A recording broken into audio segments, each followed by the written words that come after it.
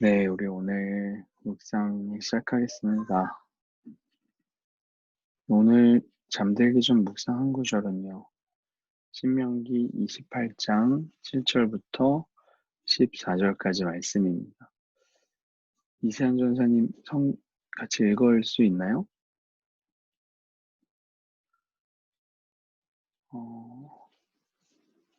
되나? 안 되나? 예, 읽을 수 있습니다.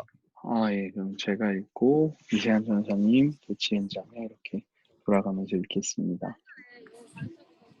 여호와께서 내게 대항해 들고 일어나는 원수들이 내 앞에서 얻어맞게 하실 것이다. 그들이 한 길로 왔다가 내 앞에서 7길로 도망할 것이다. 여호와께서 내 창고와 내 손이 닿는 모든 것에 복을 보내실 것이며 내 하나님 여호와께서 내게 주시는 그 땅에서 내게 복 주실 것이다.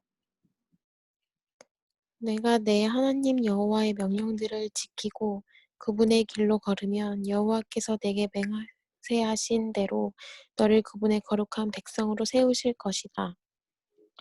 그러면 세상의 모든 민족들이 내가 여호와의 이름으로 불리는 것을 보고 너를 두려워할 것이다.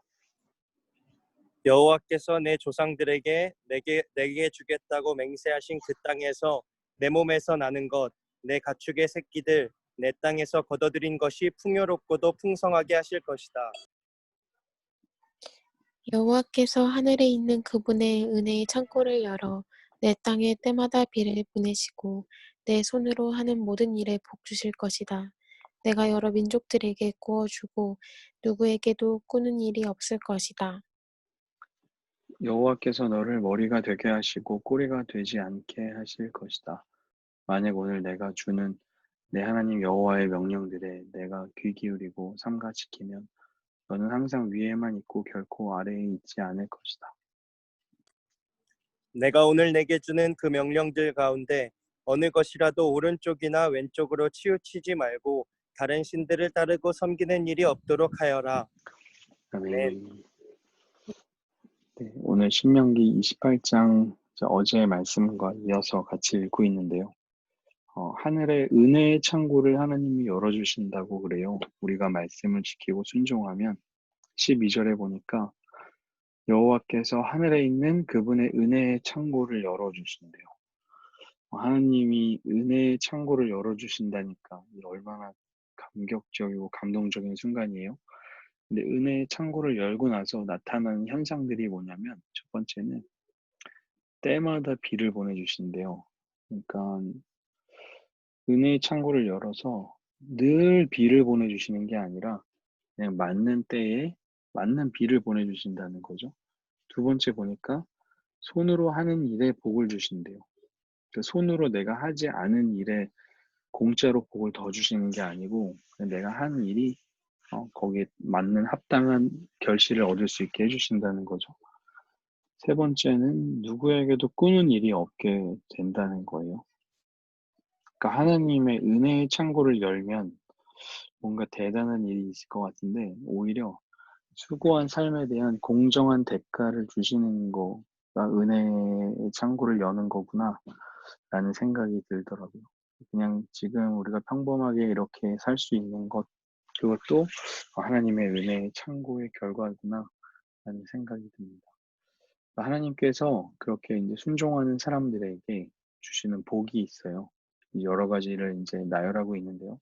그 중에 한 가지가 은혜의 창고였던 거고, 여러 가지를 나열하고 있는데요. 7절부터 13절까지 있는데요. 첫 번째는 하나님께서 내게 대항해 들고 일어나는 원수들이 내 앞에서 얻어맞게 하실 것이다. 그들이 이제 왔다가 도망하게 되고요. 8절에 보니까 창고와 손이 닿는 모든 것에 하나님께서 복을 주신다고 그랬고 9절에 보니까 8절에 또 후반부에 보니까 내게 주시는 그 땅에서 내게 복을 주실 것이라고 하나님께서 또 9절에 보니까 여호와께서 내게 맹세하신 대로 너를 그분의 거룩한 백성으로 세우실 것이다. 순종하는 자들에게 주시는 복이죠. 10절에 보니까 하나님의 이름으로 불리는 것을 보고 세상이 우리를 두려워하게 되고 11절에 보면 여호와께서 그 조상들에게 주겠다고 맹세하신 땅에서 몸에서 나는 것, 가축의 새끼, 땅에서 거둬들인 모든 것이 풍요롭고 풍성하게 해주신다. 12절에 보면 하나님께서 그분의 창고를 열어서 비 주시고 복 주시고 꾸는 일 없게 해주시고 13절에 보면 하나님께서 머리가 되게 하시고 꼬리가 되지 않게 하시고 라는 이제 약속들을 주신 거죠. 그런데 이제 우리가 하나님의 말씀에 순종하고 그 말씀을 지킨다는 것이 이야기할 때 같이 사용하고 있는 단어가 있거든요. 한 세 가지 정도 있거든요. 첫 번째는 하나님께 걷는 거랑 같이 이렇게 표현을 하고 있습니다. 9절에 보니까 내가 내 하나님 여호와의 명령들을 지키고 그분의 길로 걸으라. 그러니까 하나님의 말씀을 지키는 것과 또 그분께로 걸어가는 단어, 걸어간다라는 단어를 같이 사용하고 있어요. 그러니까 하나님의 명령을 지키는 것은 결국에 삶의 방향을 잡는 거죠. 그분을 향해서 날마다 방향을 잡는 거와 같은 거죠. 또 10, 두 번째로 지키는 것과 귀 기울이는 것을 같이 사용하고 있는데요. 13절에 보니까 하나님 여호와의 명령들에 귀 기울이고 삼가 지키면, 그러니까 하나님의 말씀을 지키는 것은 귀를 기울이는 것과 같다는 거죠. 잘 듣는 것이 지키는 것과 같다는 거죠. 그리고 이제 세 번째로 중심을 잡는 것인데요. 14절에 보니까 어떤 명령들 가운데 치우치지 않고 오른쪽이나 왼쪽으로 치우치지 않고 다른 신들을 따르고 섬기지 않는 것, 그것이 지키는 것이랍니다. 중심을 잡는 것을 이야기하죠. 오늘 말씀을 다시 살펴보면 하나님께서 하늘의 은혜의 창고를 열어주신대요. 그래서 와, 넘치는 창고를 열어주셔서 뭔가 대단한 걸 주실 줄 알았더니 그냥 우리가 하고 있는 행동들, 수고한 행동들에 대한 대가를, 정당한 대가를 받게 해주신다는 거죠. 순종하는 사람들에게 여러 가지 복이 있습니다.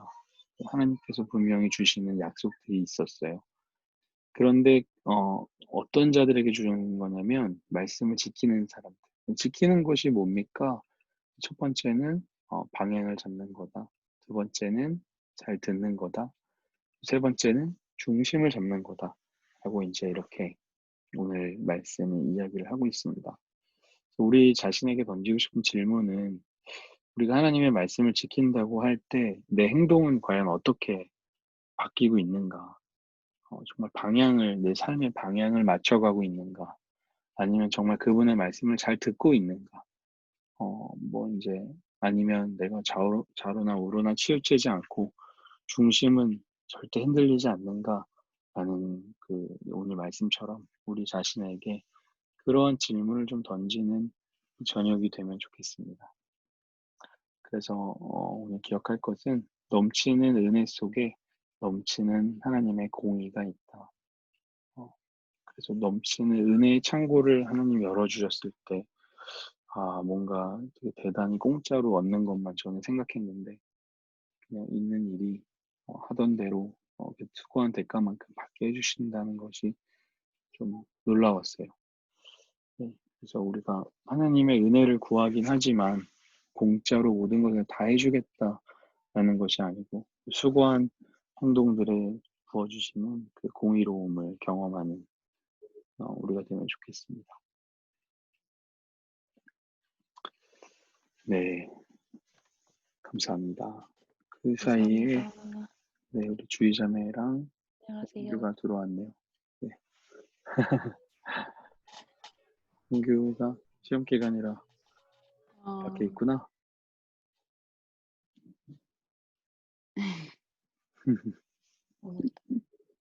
오늘 갤럭시 버즈가 이상하대. 네. 안녕하세요. 홍규 안녕. 네, 알겠습니다. 우리 그러면 기도하고 마치겠습니다. 하나님 감사합니다. 하나님의 말씀을 지키고 순종하는 자들에게 하늘의 은혜의 창고를 열어서 넉넉히 부어주시는 하나님, 그 하나님의 넉넉하신 은혜를 경험하는 우리들 될 수 있도록 인도하여 주옵소서. 하나님의 말씀을 지키기 위하여 하나님을 향해 방향을 맞추고 걸어가는 우리들 되게 하여 주시고 또 하나님의 말씀을 지키기 위하여 하나님의 말씀이 무엇인지 잘 귀 기울이는 우리들 되게 하여 주시고 또 중심이 흔들리지 아니하고 좌로나 우로나 치우치지 않는 그런 우리들 될 수 있도록 인도하여 주옵소서.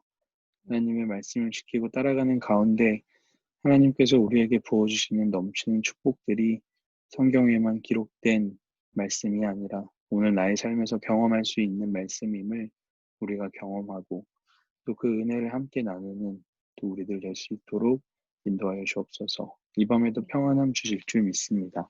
감사드리며 예수님의 이름으로 기도합니다. 아멘. 아멘. 네, 네, 고맙습니다. 감사합니다. 감사합니다. 감사합니다. 네.